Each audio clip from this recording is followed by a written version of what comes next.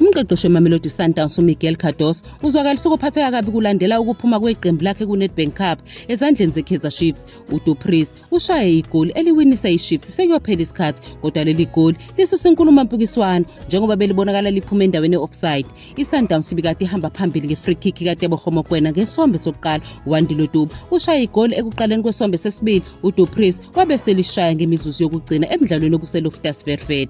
Ase amakhosi anqoba ngo-2-1 leli iqembu laseSoweto likhipha iSundowns kulo mqhudelwano. uCardoso obebonakala ephoxekile ngesikhathi kuqhubeka isithangami nabezindaba ngemuva komdlalo uzinikeze isikhathi ekhombisa umzuzu owinisa iKaizer Chiefs ngomnqamulajuqu. Wethula isithombe esinganyakazi esiphuma kumabonakude ezama ukukhombisa ukuthi uDupreez ube offside ngesikhathi kudlalwa ibhola. Lo mqeqeshi odabuka ePortugal ukhale ngongabibikho kwe-VAR, wathi ukulahlekelwa ikhona akubona njengephutha elibi lokungabibikho kwe-VAR. Kusho lo mqeqeshi nakuba uCardoso ekuvuma ukuhluleka kweqembu lakhe ube segcizelela ukuhlala phansi bebheke lapho bengenzanga kahle khona njengeqembu kokuhlanganyela, ukugcizelela ukuthi izinqumo zonompempe zibe nomthelelo omubi kuSundowns isizini yonke. Yize ephoxekile udlulise izilokotho ezinhle kuKaizer Chiefs nethimba labo lezobuchwepheshe. Ngokunqoba iChiefs ihlele umdlalo wamanqamu weNedbank Cup ne-Orlando Pirates ezibekisele indawo ngokuhlula iMarumo Gallants ngo-1-0 ekuqaleni kosuku. Umdlalo wamanqamu uhlelelwe uMay 10 eMoses Mabhida Stadium.